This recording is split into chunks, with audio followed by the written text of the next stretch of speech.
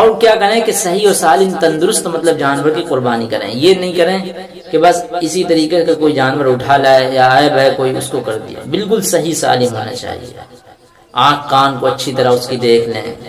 ترمذی کی روایت ہے کہ حضرت علی رضی اللہ عنہ بیان کرتے ہیں کہ رسول اللہ صلی اللہ علیہ وسلم نے ہم کو ایسے جانور کی قربانی کرنے سے منع فرمایا جس کا سینگ کیا ہو, ٹوٹا ہو یا اس کا کان کٹا ہو. قربانی چونکہ اللہ تعالیٰ کی بارگاہ میں بندے کی طرف سے ایک تحفہ نذرانہ ہے, اس لیے بندوں کو صحیح و سالم تندرست جانور کی قربانی کرنی چاہیے. دنیا میں ہم جب کسی دوست کو ہدیہ یا تحفہ دیتے ہیں تو اچھی چیزوں کا انتخاب کرتے ہیں نا.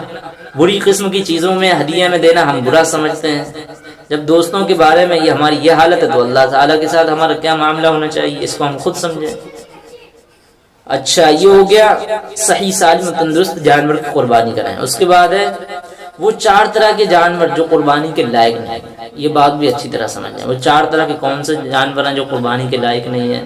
حضرت برا بن عازب رضی اللہ عنہ کہتے ہیں کہ رسول اللہ صلی اللہ علیہ وسلم سے پوچھا گیا کہ قربانی میں کن عیب والے جانور سے بچا جائے, تو آپ صلی اللہ علیہ وسلم نے فرمایا اپنے ہاتھ سے اشارہ کرتے ہوئے 4 عیبوں میں سے ایک ایسا بتایا کہ جو لنگڑا ہو, جو لنگڑا جانور ہے جس کا لنگڑا پن بہت کھلا ہوا. دوسرے وہ جس کی آنکھ بالکل خراب ہو گئی. پہلا کیا ہے, لنگڑا جانور ہو. دوسرا کون سا جانور, وہ جانور جس کی آنکھ بالکل ہی خراب ہو گئی ہو اور اس کی خرابی بالکل واضح ہو. تیسرا وہ بہت بیمار جانور, اور چوتھا وہ ایسا کمزور کہ اس کی ہڈیوں میں بالکل بھی گودا نہ ہو.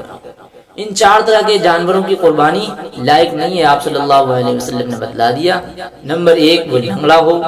اگر لنگڑا ہے تو اس کی قربانی لائق نہیں ہے, وہ قربانی کے. دوسرا کہ اس کی آنکھ کیا ہو, بالکل ہی آنکھ سے اسے دکھائی نہ دیتا ہو, اس کی بھی نہ کرنا. تیسرا کون سا ہے, تیسرا وہ جانور ہے جو بہت بیمار ہو. چوتھا وہ ایسا کمزور ہو ہڈیاں ہڈیاں دکھ رہی ہوں, گوشت بالکل ہی نہ ہو. اس طریقے کے جانور جو بھی ہیں نا جن میں عیب لگے ہیں, ان 4 طرح کے جانور, تو وہ قربانی کے لائق نہیں, قربانی کے لائق نہیں ہے. ان حدیثوں کی روشنی میں علماء کرام نے بہت تفصیل سے بیان کیا کہ کون کون سے عیب دار جانور کی قربانی درست نہیں.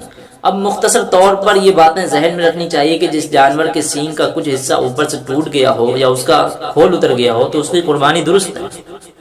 اور اگر سینگ ٹوٹنے کا اثر دماغ تک پہنچ گیا یعنی دماغ کی ہڈی میں سوراخ ہو گیا تو اس کی قربانی درست نہیں. اگر کسی جانور کو پیدائشی طور پر سینگ نہ ہو تو ایسے جانور کی قربانی درست ہے. اسی طرح اگر جانور کا کان تھوڑا بہت کٹا ہو تو اس کی قربانی درست ہے, اور اگر کان کا اکثر حصہ کٹ گیا تو اس کی قربانی درست نہیں. اسی طرح جس جانور کی آنکھ کی روشنی بالکل نہ ہو یعنی اندھا ہو گیا یا اکثر روشنی چلی گئی ہو تو اس کی بھی قربانی درست ہے. جس جانور کی دم کٹ گئی ہو اور اگر دم کا تھوڑا سا حصہ کٹا ہو تو اس کی قربانی درست ہے, اور اگر دم کا اکثر حصہ کٹ گیا تو اس کی قربانی بھی دائمی ہے.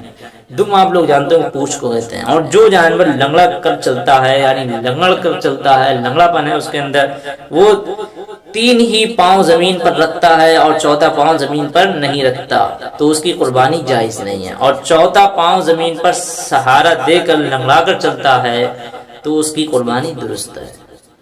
سمجھے, یہ علماء کرام نے کچھ اس حدیث کی تفصیل بیان کی تھی.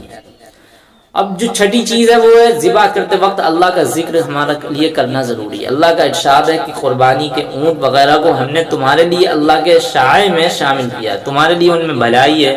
چنانچہ جب وہ قطار میں کھڑے ہوں تو ان پر اللہ کا نام لو. چنانچہ یہ جانور کو ذبح کرنے کے وقت ایسا جملہ کہنا ضروری ہے جو صرف اللہ کے ذکر اور حمد و ثنا پر دلالت کرتا ہے. بسم اللہ, ذبح کرنے سے پہلے بسم اللہ کہیں. اب جو ہے قربانی کے اصول کہ قربانی اپنے ہاتھ سے کرنا مستحب ہے. بخاری شریف میں حضرت انس رضی اللہ عنہ سے مروی کہ رسول اللہ صلی اللہ علیہ وسلم نے قربانی کے 2 دمبے مینڈے اپنے ہاتھ سے ذبح کیے جو چتکبرے اور چتکبرے سینگوں والے تھے.